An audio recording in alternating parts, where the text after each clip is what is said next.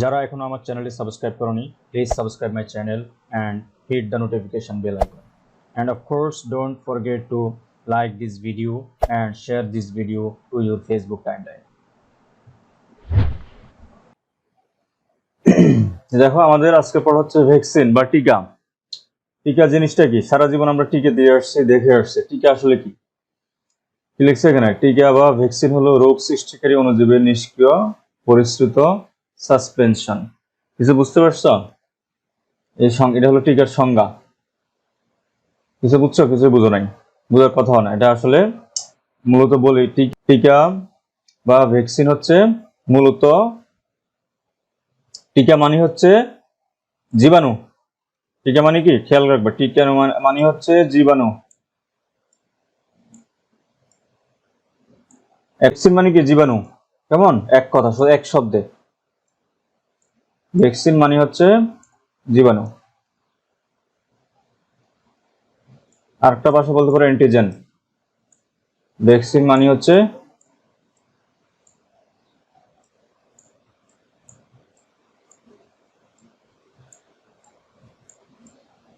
এক শব্দে ভ্যাকসিন কি? ভ্যাকসিন হচ্ছে জীবাণু বা অ্যান্টিজেন, বাস শেষ।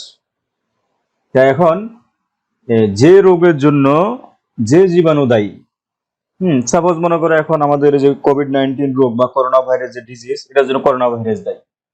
তো এখন সবাই কি খুঁজতেছে? ভ্যাকসিন খুঁজতেছে। সারা ওয়ার্ল্ড ওয়াইড একটা জিনিসের পিছনে দৌড়াচ্ছে, সেটা হলো ভ্যাকসিন। হ্যাঁ, তো ভ্যাকসিন কি? কোন যে রোগের জন্য যে জীবাণু দায়ী, সেই জীবাণুটা কি করা হয়? শরীরে ঢুকে দেয়। তাই প্রশ্ন করছিল, ঢুকে দিলে তো রোগ সৃষ্টি হওয়ার কথা, ক্ষতি হওয়ার কথা না? এটা তো ক্ষতি হয় না। কেন হয় না? জীবাণুটাকে এমন অবস্থায় নেওয়া হয়, এটাকে মেরে ফেলে, অথবা এটাকে নিষ্ক্রিয় করে দেওয়া হয়। অর্থাৎ এটাকে এমন একটা অবস্থায় নিয়ে যাওয়া হয় যাতে এটা দেহে প্রবেশ করবে কিন্তু রোগ সৃষ্টি করতে পারবে না। খেয়াল করো, মনে করো এটা আমাদের এই রক্তের ভিতরে কি করছে? ভ্যাকসিন দিয়া একটা জীবাণু ঢুকে দিছে। এই জীবাণুটা কি ধরনের? এটা হচ্ছে মৃত অথবা অর্ধমৃত, অথবা এমন একটা অবস্থা যে অবস্থা কি করবে না, দেহের সংখ্যা বৃদ্ধি করতে পারবে না, রোগ সৃষ্টি করতে পারবে না, অর্থাৎ আমাদের দেহের কোনো ক্ষতি করতে পারবে না। এমন একটা অবস্থায় নিয়ে এটা শরীরে ঢুকে দেয়। ঢুকে দিলে এখন কি করবে? এটা তো বাইরের থেকে আসছে। এখন আমাদের এই যে বি-লিম্ফোসাইট কি করবে, বা আমাদের সাথে রক্তকণিকারা কি করবে? এটাকে অ্যান্টিজেন হিসেবে ডিটেক্ট করবে। এটা তো অবশ্যই অ্যান্টিজেন, যেহেতু এটা একটা বাইরের জিনিস। তাহলে এখন কি করবে সে? এই বি-লিম্ফোসাইট, টি-লিম্ফোসাইট বাগ হয়ে হয়ে এই মেমোরি কোষ তৈরি করে ফেলবে। ঠিক আছে?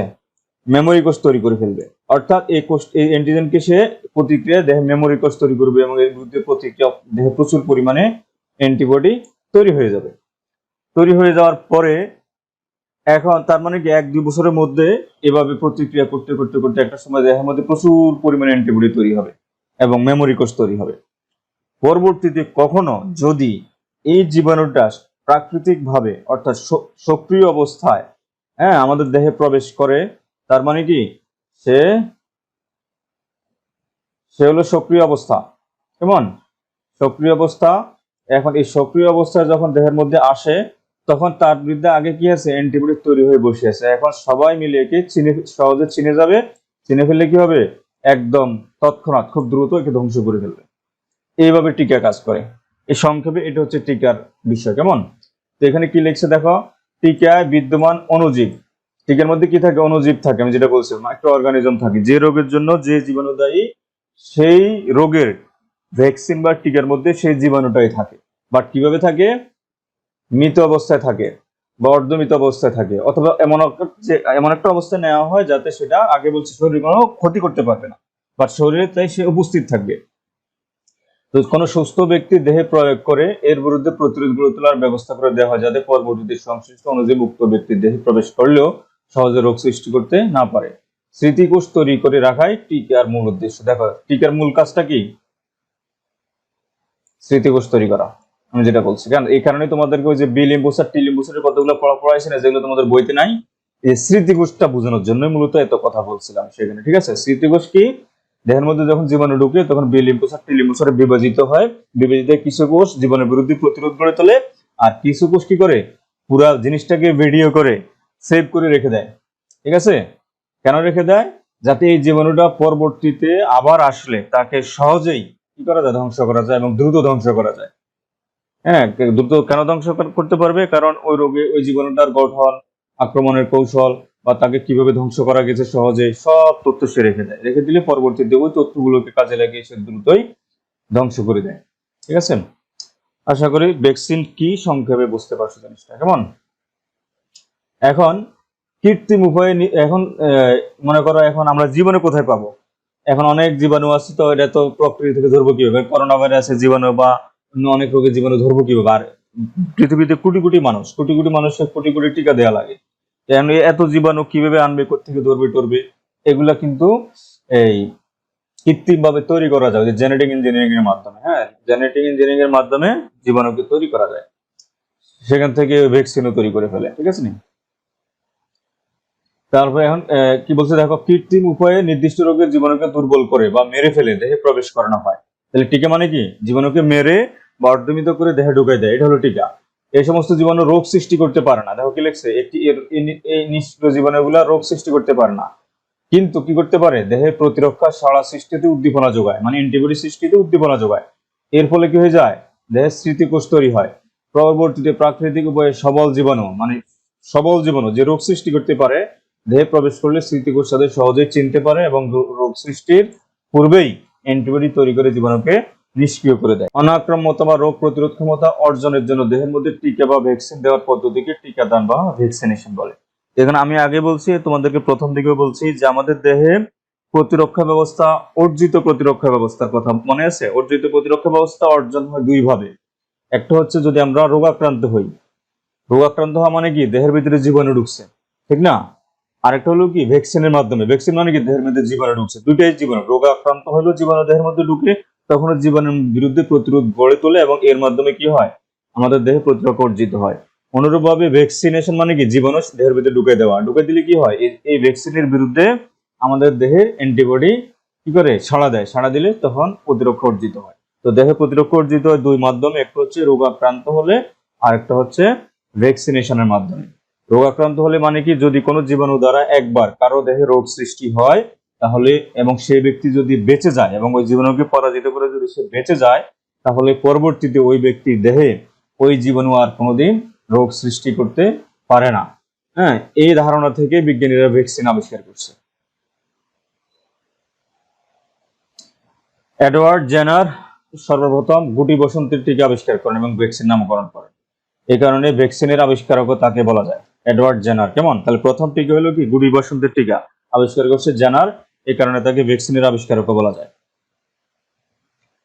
এখানে একটা টার্ম আসছে অ্যাডজুভ্যান্ট। হ্যাঁ, এটা সব জায়গায় পাবে না, সব বইতে পাবে না। এটা দেখো কি লিখছে, অনাক্রম্য প্রতিক্রিয়া সৃষ্টির তীব্রতা বাড়ানোর উদ্দেশ্যে যে রাসায়নিক পদার্থকে অ্যান্টিজেনের সাথে বা টিকার সাথে প্রবেশ করানো হয়, যাতে টিকা দেওয়ার পরে যাতে ওই আমাদের সাথে রক্তকণিকার রিয়েকশনটা যাতে খুব জোরালো হয়, সেজন্য এর সাথে কিছু রাসায়নিক পদার্থ অ্যাড করা হয়, মানে টিকার সাথে। সেটাকে বলে অ্যাডজুভেন্ট, এটা আর কিছু না। আদর্শ টিকার বৈশিষ্ট্য, সারা জীবনের জন্য দেহকে অনাক্রম্য করতে হবে। এখন যদি একটা টিকা দিলা 3 বছর পর আবার আগের অবস্থায় ফিরে গেল, তাহলে তো টিকা দিয়ে লাভ নেই, তাহলে তো বারবার টিকা দিতে হবে। সুনির্দিষ্ট জীবাণু থেকে দেহকে সুরক্ষা দেয়। যেহেতু এটা অর্জিত প্রতিরক্ষা, একটা নির্দিষ্ট জীবাণুর জন্য একটা নির্দিষ্ট টিকা দেওয়া হয়। ওই টিকা শুধুমাত্র ওই রোগের হাত থেকেই দেহকে রক্ষা করবে। তারপর খুব দ্রুত অনাক্রম্যতার সূচনা ঘটায়। মায়ের অনাক্রম্যতাকে সন্তানে পরিবাহিত করে। সুস্থিত সস্তা ও নিরাপদ। বেশি দাম হলে আবার দেওয়া যাবে না, ঠিক না? যদি একটা টিকা দিতে 5 কোটি টাকা লাগে, তাহলে কে দিবে? ভ্যাকসিনের প্রকারভেদ। এখন নিষ্ক্রিয় মানে কি? জীবাণুকে নিষ্ক্রিয় করে দেওয়া হয়। নিষ্ক্রিয় করে দেওয়া হয় যাতে সে রোগ সৃষ্টি করতে না পারে। কিভাবে দেয়? তাপ, বিকিরণ, ফরমালিন, অ্যান্টিবায়োটিক প্রয়োগ করে জীবাণুকে নিষ্ক্রিয় করে দেয়। নিষ্ক্রিয় করে দিলে সে আর দেহে রোগ সৃষ্টি করতে পারে না। তারপর হচ্ছে শক্তি হ্রাস, অ্যাটেনুয়েট, শক্তি হ্রাস করে দেয়। সে যদি শক্তিশালী অবস্থায় থাকে, এই শক্তিটা হ্রাস করে দেয়। হ্রাস করে তারপরে দেহের টিকে হিসেবে প্রবেশ করে। এরপর হচ্ছে টক্সয়েড ভ্যাকসিন। টক্সয়েড ভ্যাকসিন কি? জীবাণু নিষ্ক্রিয় বিষাক্ত পদার্থ থেকে উৎপন্ন পদার্থকে টক্সয়েড বলে। মানে জীবাণু তো পুরো দেহটা বিষাক্ত না, পুরো দেহটা আমাদের জন্য ক্ষতিকারক না। যে এখন মনে করো একটা জীবাণু একটু বড় আর কি, মনে করো এই জীবাণু হচ্ছে একটা বড় জীবাণু। এখন এত বড় জীবাণু যদি আমাদের দেহে ঢুকে দেয়, এটা তো একটা লোড। হ্যাঁ, কিন্তু দরকার কি এত বড় জিনিস শরীরে ঢুকে দেওয়ার? বরং এই জীবাণুর এই জায়গাটা হলো তার অ্যান্টিজেন, আর এটা হলো তার ফুল বডি। এখন এই পুরো বডি তো দেওয়া দরকার নেই, কারণ আমার দরকার হচ্ছে শুধু অ্যান্টিজেনিক পার্টটা, ঠিক না? অর্থাৎ বিষটা, টক্সিনটা। এই টক্সিনটাকে আলাদা করে কি করে এটাকেই টিকা হিসেবে ব্যবহার করা, বাকি এই জিনিসটাকে দেয় না, শুধু এটাকেই টিকার মধ্যে অ্যাড করে এটাকে ঢুকাই দেয়, জাস্ট আমার দরকার যেটা অ্যান্টিজেন সেটা হলে হয়, আমার তো পুরো দেওয়া দরকার নেই। এটাকে বলা হয় টক্সয়েড ভ্যাকসিন। তো কোনো কোনো জীবাণুর ক্ষেত্রে পুরো দেহ দেওয়া হয়, তাকে নিষ্ক্রিয় করে মেরে, আবার কোনো কোনো জীবাণুর ক্ষেত্রে কি করে শুধু অ্যান্টিজেনিক পার্টটা দেয়, যেমন ডিপথেরিয়া টিটেনাসের ক্ষেত্রে টক্সয়েড ভ্যাকসিন। এখন অনেক রোগ আছে, অনেক রোগ, অনেক ভ্যাকসিন হয়ে গেল, এখন বারবার খালি ইনজেকশন, একবার ইনজেকশন দিতেই তো আমাদের ভয় লাগে, ঠিক না? এখন বারবার যদি মনে করো 10টা রোগের টিকা যদি আমরা দিই, তাহলে 10 বার ইনজেক্ট করতে হবে, তাহলে অনেক কষ্ট না, বা বাচ্চারা তো দিতে চাইবে না। এইসব অসুবিধা দূর করতে কি করছে, কম্বাইন্ড ডোজ তৈরি করছে, যেমন 3টা রোগ ডিপিটি টিকা বলে, ডিপিটি, যেটার মধ্যে দেখছো ডিপিটি টিকা, আমরা নাম শুনছি। ডিপিটি মানে কি, ডিপিটি, ডি হচ্ছে ডিপথেরিয়া, পিটি হচ্ছে পারটোসিস, আর টি হচ্ছে টিটেনাস। অর্থাৎ এই ডিপথেরিয়া, পারটোসিস এবং টিটেনাস 3টা ভ্যাকসিন একসাথে বলা হয় ডিপিটি, ঠিক আছে? এই ডিপিটি টিকা দেওয়া মানে কি 3 রোগের টিকা একসাথে দেওয়া হয়। তো অনুরূপভাবে হাম, mumps, rubella, measles, mumps, rubella, হামের ইংরেজিতে মিজেলস, হ্যাঁ, তাহলে মিজেলস, মামস, রুবেলা, এমএমআর টিকা। এমএমআর টিকা মানে কি 3 রোগের টিকা একসাথে দেওয়া হয়। তাহলে ট্রাইভ্যালেন্ট মানে কি, ট্রাই মানে 3টা, কেমন 3টা, ট্রাইভ্যালেন্ট মানে কি ওরাল পোলিও ভ্যাকসিন, টপ 3টা একসাথে দিয়ে দেয়। তারপর হচ্ছে সাব ইউনিট ভ্যাকসিন, আরেকটা ভ্যাকসিন। এই ভ্যাকসিন ভাইরাস থেকে প্রাপ্ত, ভাইরাসের নির্দিষ্ট প্রোটিনের সামান্য অংশ নিয়ে ভ্যাকসিন তৈরি করা হয়। তো সাব ইউনিট ভ্যাকসিন হচ্ছে ভাইরাস, একটা ভাইরাসের কি থাকে, প্রোটিন অংশটা হচ্ছে মূলত অ্যান্টিজেন হিসেবে কাজ করে। তো এখন এই প্রোটিন অংশটা পুরোটা দেয় না, হয়তো ধরো এই প্রোটিনের মধ্যে কি আছে, প্রোটিন মানে কি অ্যামিনো অ্যাসিড পলিমার, আমরা টিএমপির মধ্যে পড়ছি পেপলোমিয়ার, মনে আছে? হ্যাঁ, ভাইরাসের এন্ট্রিনজিক পার্ট পেপলোমিয়ার ছিল, ওই যে ক্যাপসিড আবরণ, তার মানে তার একক আছে, অনেকগুলো এককের সমন্বয়ে এটা গঠিত। তো এখন একক তো অনেক আছে, মনে করো 100 আছে বা 1000 আছে, সেখান থেকে সামান্য কিছু নিয়ে টিকা হিসেবে ব্যবহার করা হয়, এটাকে বলা হয় সাব ইউনিট ভ্যাকসিন। এগুলো তোমাদের বইতে আছে, এগুলো একটু পড়ার বিষয় এত, তবে ওই গাজী স্যারের বইতে মনে পাবে না, টিকা সম্পর্কে তথ্য খুব কম। এগুলো তোমরা, আমি মনে হয় এগুলো হাবিবা বেগম থেকে লিখছি সম্ভবত, তবে তো পেতে পারো, যে আব্দুল আলিমের বই তো পেতে পারো, ঠিক আছে? তবে এগুলো হাবিবা বেগম থেকে আমি লিখছি। এবার কনজুগেট মানে যুগ্ম, দুটি ভিন্ন উপাদানে গঠিত ভ্যাকসিন, ব্যাকটেরিয়া দেহাবরণের অংশ প্লাস বাহক প্রোটিন, দুটো মিলে তৈরি করা হয়। এখন আমাদের আমরা যে টিকা দিই, টিকা সাধারণত 6টা ইপিআই বলে, এটাকে EPI, extended programme on immunisation. এটা অনেক সময় তোমার ওই এডমিশন টেস্টে আসে। ইপিআই মানে কি, ইপিআই মানে হচ্ছে, বা অবজেক্টিভে আসতে পারে, ইপিআই মানে হচ্ছে এক্সপেন্ডেড, এটা বইতে নাই কিন্তু এটা একটু লিখে রাখতে পারো, এক্সপেন্ডেড প্রোগ্রাম অন ইমিউনাইজেশন, কেমন? তো এখানে কয়টা রোগের টিকা দেয়, 6টা, এই 6টা রোগের টিকা দেয়। 6টা রোগ কোনগুলো, diphtheria, pertussis, tetanus, measles, polio, tuberculosis বা যক্ষ্মা। এই জীবাণুগুলো, এই 6টা রোগের নাম জানতে হবে, হ্যাঁ জানতে হবে, কেন এগুলা এডমিশন টেস্টে আসে, অবজেক্টিভে আসে, বা ভবিষ্যতে চাকরি বাকরি পরীক্ষায় আসে।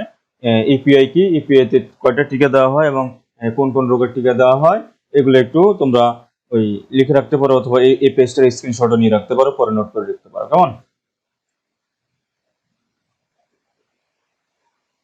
এখন হচ্ছে যক্ষা রোগের জীবাণুর নাম হচ্ছে মাইক্রোব্যাকটেরিয়াম টিউবারকুলোসিস, কেমন? তারপর ডিপথেরিয়া জীবাণুর নাম হচ্ছে কোরিনি ব্যাকটেরিয়াম ডিপথেরি। এগুলা তোমার এই জীবাণুগুলোর নাম বোটানি বইতে আছে, মাইক্রো অর্গানিজম চ্যাপ্টারে, কেমন? হুপিং গ্যাসের জীবাণুর নাম হচ্ছে বডিটেলা পার্টোসিস। তারপরে ধনুষ্টঙ্কারের জীবাণু হচ্ছে ক্লস্ট্রিডিয়াম টিটেনি, পোলিও ভাইরাস, হাম, মিজেলস। এগুলো একটু জানতে হয়, কারণ এগুলো অবজেক্টিভে আসে। বিসিজি কি, বিসিজি হচ্ছে বেসিলাস কালমেট গুইরেন। আমরা বিসিজি টিকার নাম শুনছি, তো বিসিজির পূর্ণরূপ কি, সব বইতে নাই কিন্তু। বিসিজি মানে আমরা বিসিজি টিকা দেই, জন্মের পর প্রথম যে টিকাটা দেয় সম্ভবত 45তম দিনে, হ্যাঁ, সেটাকে বলা হয় বিসিজি টিকা। এবং আমাদের যারা টিকা দেওয়ার অভিজ্ঞতা আছে, দেখবা যে কিছুদিন পরে পচে যায়, পুঁজ বের হয়, হ্যাঁ, ওই যে এটা হলো বিসিজি টিকা। তো বিসিজি টিকা নাম আসছে থেকে, বেসিল হচ্ছে যে জীবাণুর নাম, যে জীবাণুটা এই যক্ষা রোগে সৃষ্টি করে, তার নাম হচ্ছে বেসিলাস। তো বেসিলাস, আর কালমেট কি বিজ্ঞানীর নাম, গুইরন হচ্ছে বিজ্ঞানীর নাম। তাহলে এই বিসিজি টিকার নাম হয়েছে ব্যাকটেরিয়ার ধরন প্লাস জীবনের আবিষ্কার, যারা আবিষ্কার করছে তাদের সবাইকে নিয়ে কি করছে এই টিকার নামকরণ হয়েছে।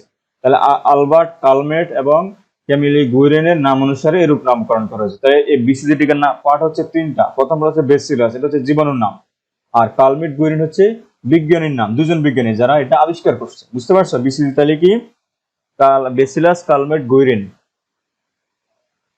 এবার হচ্ছে ডিটিটি, আরেকটা এরকম কম্বাইন টিকা, এটা হলো ডিপথেরিয়া টিটেনাস টক্সয়েড, কেমন? পিটি আরেকটা হলো pertussis toxoid, TT tetanus toxoid, OPV oral polio vaccine, এগুলো সব টিকার নাম, ঠিক আছে?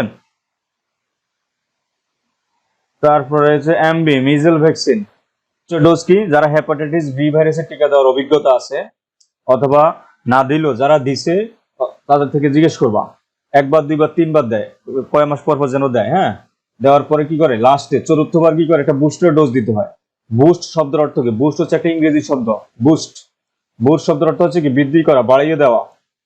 এই বুস্ট ডিকশনারিতে দেখবা বুস্ট মানে কি, বুস্ট মানে হচ্ছে কোনো কিছু বাড়িয়ে দেওয়া, বৃদ্ধি করা, মানে ইনক্রিজের একটা সিনোনিম। তাহলে যখন আমরা টিকা দিই, টিকা কিছু কিছু রোগের টিকা একাধিকবার দিতে হয়, একাধিক ডোজ দিতে হয়, একবার দুইবার তিনবার দেয়, এভাবে দু তিনবার দেওয়ার পরে একটা বুস্টার ডোজ দিতে হয়। বুস্টার ডোজের মাধ্যমে কি হয়, ওই অনাক্রমতা মানে অ্যান্টিবডি সিক্রেশনের পরিমাণটা বাড়িয়ে দেওয়া হয়, এটাই, আর কিছু না। তাহলে দেহে অধিক মাত্রার অ্যান্টিবডি সৃষ্টি ও অনাক্রমতা সাধনের জন্য প্রাথমিক ভ্যাকসিন দেওয়ার পর নির্দিষ্ট সময় অন্তর যে ভ্যাকসিন প্রয়োগ করা হয় তাকে বুস্টার ডোজ বলে।